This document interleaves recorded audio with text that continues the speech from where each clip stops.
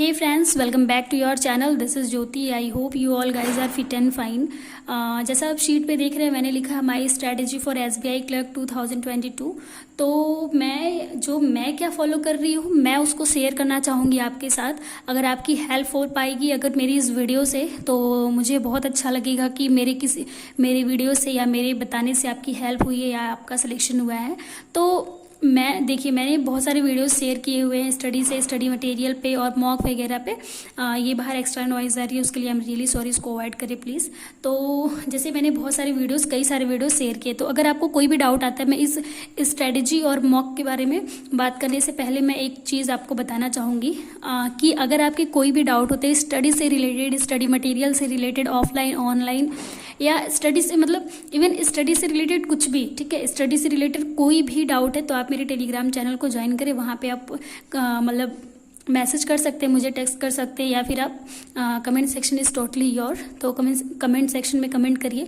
मैं वीडियो के थ्रू अगर समझाना ईजी और पॉसिबल होगा तो मैं कमेंट में ही समझा दूंगी और अपने ओपिनियन के साथ चीज़ों को क्लियर आउट कर दूंगी। बट अगर कमेंट में नहीं क्लियर हो पाएगा तो मैं उसको वीडियो के थ्रू ज़रूर क्लियर कर दूंगी, ठीक है। तो चलिए स्ट्रैटेजी पे बात करते हैं। वीडियो अच्छा लगे तो लाइक सब्सक्राइब शेयर जरूर करें क्या, और चलिए स्टार्ट करते हैं, ठीक है। तो देखिए मैं 7 o'clock से 2 o'clock तक का मैंने सुबह मॉर्निंग में 7 से 2 तक का लाइब्रेरी लिया हुआ है, ठीक है। उसमें मैं 7 बजे चली जाती हूँ। 7 o'clock पे पहुँचने के बाद मैं 5 मिनट अपना देती हूँ रीडिंग को, ठीक है। 5 मिनट की रीडिंग करती हूँ मैं।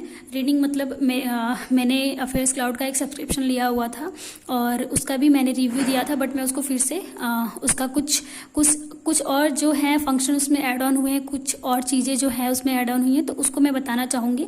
तो उसको मैं नेक्स्ट वीडियो में ज़रूर शेयर करूँगी। तो मैं उसमें से ऑडिटोरियल का जो सेक्शन आता है मैं उसको पढ़ती हूँ। अगर आप ये मत सोचना कि आपने मेरे इंग्लिश के वीडियो अगर देखे हुए, तो मैंने अभी मना किया था कि जो स्टार्टिंग फेज़ में है वो ऑडिटोरियल की तरफ ना जाए। तो मैंने इतना अपना इंग्लिश को स्टार्टिंग से बिल्डअप कर लिया है, इसलिए मैं ऑडिटोरियल का 5 मिनट तक रीडिंग करती हूँ। उसके बाद 7 to 9 o'clock तक क्वांट को टाइम देती हूँ। क्वांट को टाइम देने का मतलब रैंडमली कोई भी चैप्टर उठा लिया, चैप्टर वाइज प्रैक्टिस किया उसका।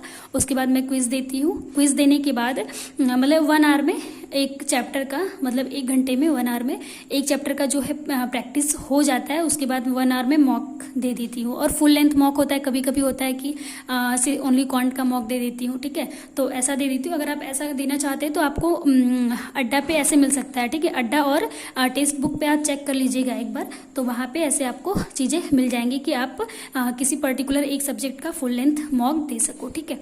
उसके बाद मैं 9 to 11 रीजनिंग को टाइम देती हूँ। रीजनिंग में भी 1 hour में कोई भी रैंडमली कोई भी टॉपिक उठा लिया, उसके बाद उसको सॉल्व करना स्टार्ट किया। उसके बाद मैं 8 to 10 क्विज देती हूँ पहले, ठीक है। जो हमारी स्पीड को बूस्टअप करता है, स्पीड को, और स्पीड में मतलब अगर आपकी स्पीड लो है तो आप स्पीड बढ़ा सकते हैं क्विज के थ्रू। तो क्विज देती हूँ मैं 8 से 10। उसके बाद मैं करती हूँ मॉक, ठीक है। मॉक को टाइम देती हूँ, फिर मैं मॉक देती हूँ। उसके बाद फिर इंग्लिश का सेक्शन आता है 11, जैसे ही 11 o'clock होता है मैं 30 मिनट्स के लिए रूफ पे चली जाती हूँ। कुछ लंच वगैरह करना होता है तो कर लेती हूँ, क्योंकि मॉर्निंग में इतनी सुबह भूख नहीं लगती। तो चने और चाय ब्रेड के साथ चली जाती हूँ मैं, मतलब लेने के बाद चले जाती हूँ। तो उसके बाद कुछ लंच में लेके जाती हूँ क्योंकि मुझे भूख लगती है।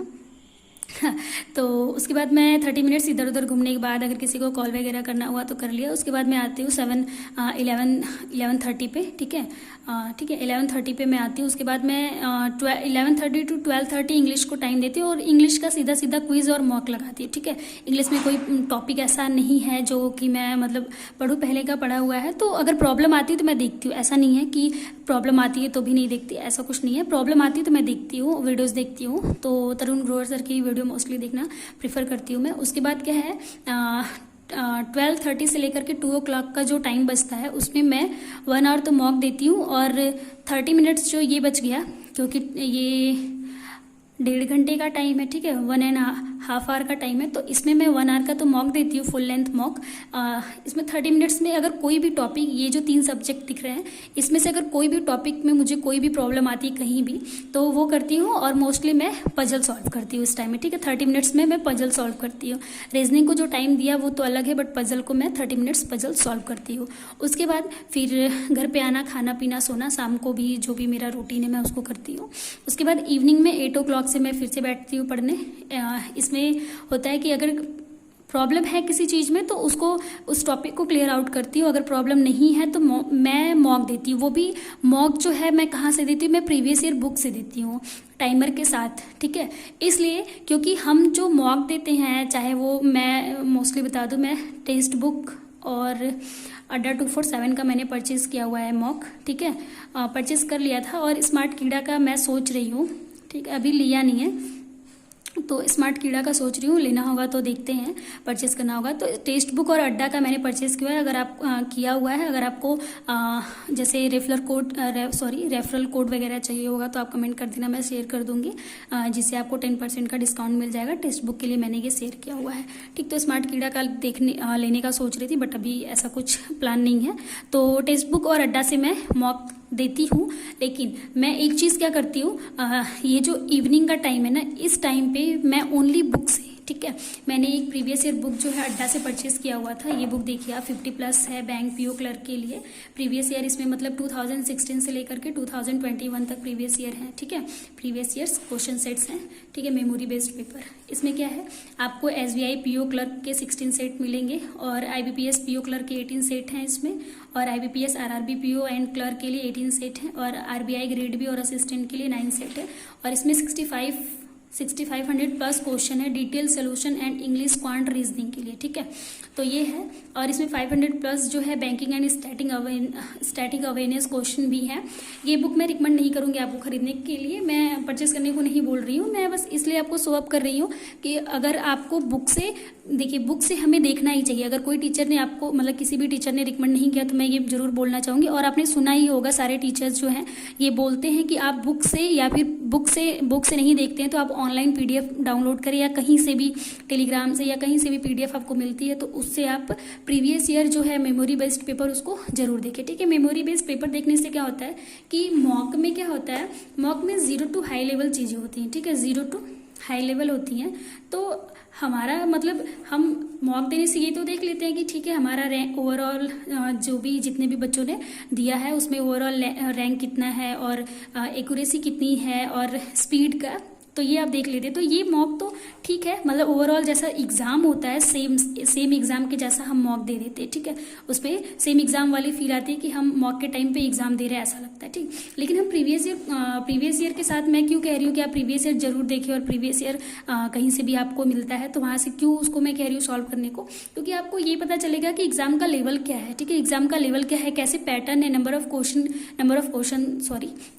एग्जाम का पैटर्न क्या है, लेवल क्या है, और कैसे टाइप के क्वेश्चन आते हुए, और आज से लेकर के प्रीवियस ईयर में 4-5 साल के जो पेपर है प्रीवियस ईयर, उसको एक बार देखिए कि उसमें कैसे क्वेश्चन है, किस लेवल के। वैसे हर ईयर में, मतलब ऐसा तो नहीं बोलूंगी, बट मुझे लगता है पर ईयर में कुछ ना कुछ चेंजेस थोड़े बहुत आते रहते हैं। लेकिन कुछ, जैसे देखिए, अगर आप प्रीवियस ईयर पेपर देख के चलते हैं तो मान लीजिए 100% तो मैं नहीं कहूँगी कि सेम पैटर्न होता है, क्योंकि पर ईयर कुछ ना कुछ चेंजेस होते हैं। कितने चेंज हो गए, 20% चेंज हो सकता है, या फिर 20% ही चेंज होगा, ठीक है।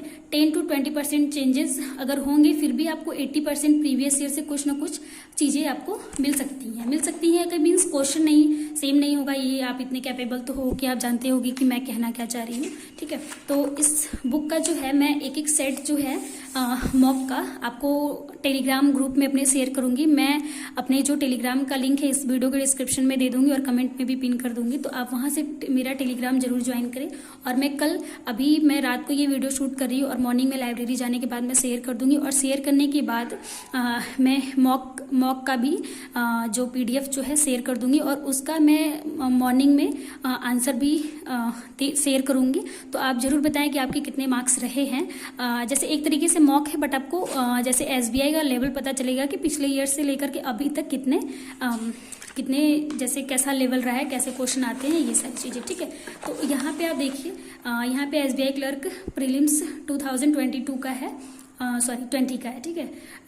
SBI क्लर्क प्रीलिम्स 2020 का है। तो इसको देखते हैं। देखिए पेज नंबर शायद मिस प्रिंट हुआ है, 936 के बाद 351 लिखा है, तो मैं देखूंगी 391, सॉरी 951 देखते हैं, ठीक है। 951 पे होगा मे बी, वैसे मैंने पहले देख लिया है, क्योंकि मैं इसको देख रही थी कि मिल नहीं रहा, तो मैं बहुत टाइम इसको ढूंढने के बाद मैं ये वीडियो बना रही हूँ। तो देखिए मॉक 56 है, इसमें SBI क्लर्क प्रीलिम्स का 2020 का प्रीवियस ईयर का पेपर दिया हुआ है। तो ये जो है मैं PDF इसका शेयर करने वाली हूँ टेलीग्राम ग्रुप में अपने। तो इस वीडियो के बाद मेरे टेलीग्राम को ज़रूर ज्वाइन करें, और इस मॉक के थ्रू, प्रीवियस ईयर मॉक के थ्रू, आप जो प्रीवियस ईयर सेट है इसके थ्रू आपको पता चलेगा कि कैसे क्वेश्चन SBI में अभी पिछले ईयर में आए हुए हैं। अगर आपके पास 21 का भी पेपर है तो आप 21 का पेपर टेलीग्राम में ज़रूर शेयर करें हमारे, और मैं भी देखती हूँ अगर कहीं से मिलता है तो मैं शेयर कर दूंगी, ठीक है। और देखिए इसमें क्वांट है, स्टार्टिंग में रीजनिंग था, आपने शायद देखा होगा, और ऐसे है, और इंग्लिश लैंग्वेज है, ठीक है। और ये सारी चीज़ें हैं इसमें। उसके बाद आप देखिए डिटेल्ड सोल्यूशन है, रीजनिंग एबिलिटी का है। फिर उसके बाद देखिए क्वांट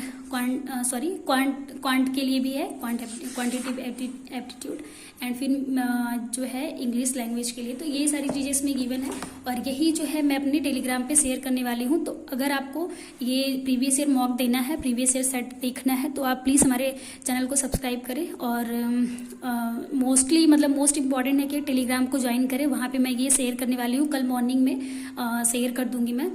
सॉरी, ये वीडियो आप मॉर्निंग में ही देख पाओगे मैं क्या बोल रही हूँ, आई एम रियली सॉरी। और कोई वर्डिंग मिस्टेक हुई हो तो उसके लिए सॉरी। और जो है कि अगर आपको कोई भी क्वेश्चन होता है, स्टडी से रिलेटेड कोई भी प्रॉब्लम है, तो आप कमेंट कर सकते हैं। Comment section is totally your, तो आप कमेंट करें, और मुझसे जितना होगा, अगर पॉसिबल होगा तो मैं कमेंट में ही आपके डाउट्स क्लियर कर दूंगी। अगर नहीं हो पाएगा तो मैं वीडियो के थ्रू उसको क्लियर कर दूंगी। और वीडियो अच्छी लगी हो तो लाइक, सब्सक्राइब और शेयर करें। तो वीडियो को यहीं एंड करते हैं। Thank you for watching.